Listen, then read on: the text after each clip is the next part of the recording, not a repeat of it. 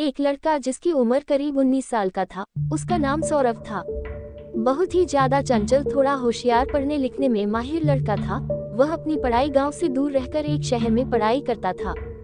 सौरभ के कॉलेज में गर्मियों की छुट्टी तथा होली की त्योहार के कारण उनके कॉलेज में छुट्टी होने वाले थे। वह कोलकाता शहर से अपना घर झारखंड के रांची जिला में आने वाला था। सौरभ का घर रांची जिला में ही था। कॉलेज छुट्टी होते ही सभी लड़के अपने अपने घर की तरफ ट्रेन पकड़कर निकल चले थे। फिर उन्हीं में से सौरभ भी अपने घर की तरफ जाने के लिए टिकट काउंटर पर अपना टिकट कटाने के लिए गया था। जैसे ही टिकट काउंटर पर गया था, वहां बहुत ज्यादा भीड़ लगी हुई थी। लेकिन दूसरी तरफ टिकट काउंटर के दूसरी लाइन में लेडीज मतलब कि महिला लोगों की लाइन लगी हुई थी। ट्रेन बहुत जल्द ही आने वाली थी, जिसका हमसे सौरभ को भी जल्दी में टिकट कटाने की जरूरत थी है। वह जब टिकट काउंटर पर गया तो देखा कि बहुत ज्यादा भीड़ होने के कारण वह बहुत पीछे लाइन में लग गया था। सौरभ को लग रहा था कि अब टिकट मिलना मुश्किल ही नहीं नामुमकिन है, क्योंकि ट्रेन आने में मात्र 10 मिनट ही बाकी थे और करीब 100 लोगों की लंबी लाइन लगी हुई थी टिकट काउंटर में। वह जल्दीबाजी में टिकट कटाने के लिए कोई तरकीब सोच ही रहा था कि उसे एक लड़की दिखाई दी। वह लड़की भी टिकट लेने के लिए महिला वाली टिकट काउंटर वाली लाइन में लगी हुई थी। वह लड़की भी रांची जाने वाली थी और उनके पास पेन नहीं था टिकट फॉर्म भरने के लिए। ऐसे में सौरभ के ऊपरी पॉकेट में कलम देखकर वह लड़की कहती है कि कृपया मुझे थोड़ा सा कलम दीजिएगा, मुझे भी फॉर्म भरना है टिकट खरीदने के लिए। उसके बाद सौरभ कहता है, मैं लिखने के लिए कलम तोड़ दे दूंगा, लेकिन कृपया करके मेरे भी टिकट वश में भाग लीजिए। आप भी उसी स्टेशन तक जाएगा जिस स्टेशन से मुझे घर जाना है। तभी वह लड़की पूछती है कि आपको कौन सा स्टेशन पर जाना है। उसके बाद सौरभ कहता है कि मुझे झारखंड के रांची स्टेशन तक जाना है। फिर उसने वह लड़की भी कहती है, मुझे भी झारखंड के रांची डिस्ट्रिक्ट तक जाना है।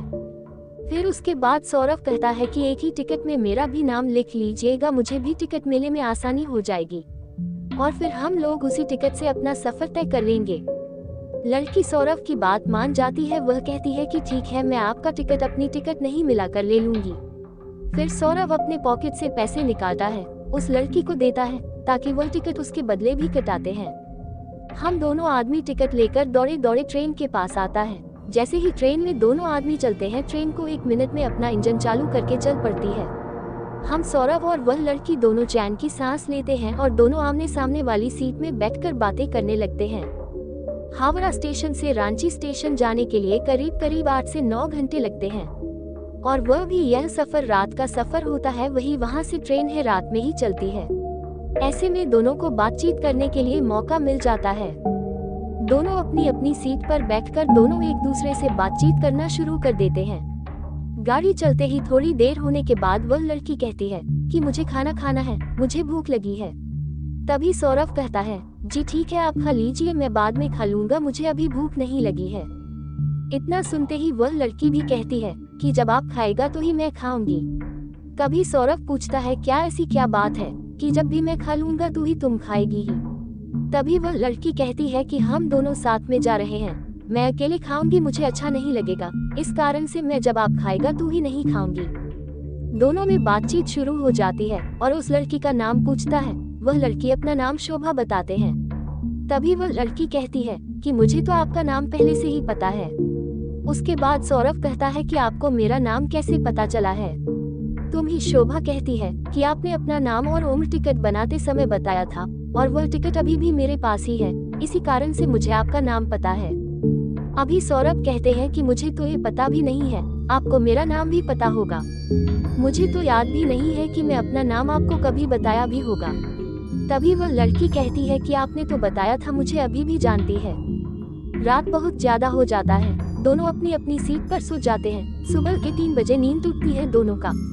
उसके बाद दोनों अपना अपना पानी की बोतल से मुंह हाथ धोते हैं और अपना सामान देखते हैं और फिर दोनों एक दूसरे से बातचीत करना शुरू कर देते हैं। ऐसी बात करते करते सुबह के 6 बजे जाते हैं। दोनों की ट्रेन अपना गंतव्य स्टेशन पर पहुंचने वाली होती है।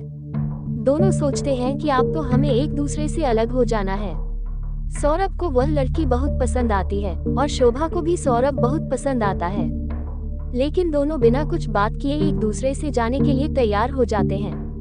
जैसे ही ट्रेन रुकने वाली होती है, वैसे ही लड़की मतलब कि शोभा और सौरभ दोनों अपना अपना सामान उठाते हैं, अपने घर की तरफ चल देते हैं। जैसे ही सौरभ और शोभा दोनों अपना अपना घर पहुंचता है, उसके कुछ देर बाद सौरभ के मोबाइल पर एक कॉल आता है।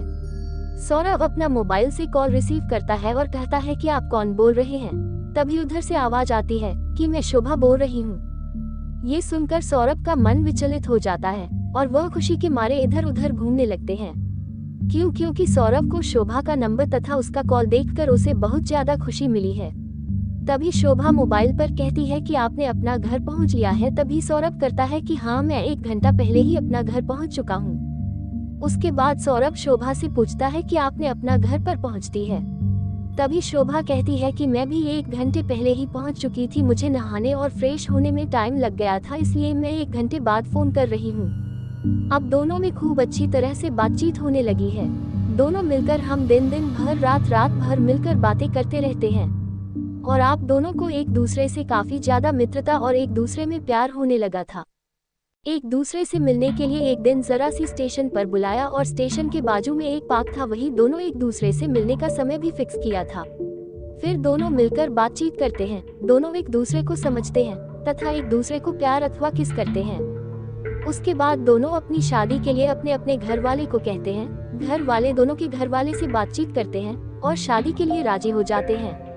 ये सुनकर शोभा का मन में खुशी का ठिकाना नहीं रहता है और अपनी शादी के बारे में सुनते ही दोनों को खूब जमकर बातें करने लगते हैं। उसके कुछ ही दिन बाद दोनों की शादी हो जाती है और फिर दोनों एक दूसरे के साथ उसी तरह से एक परिवार के साथ रहने लगते हैं।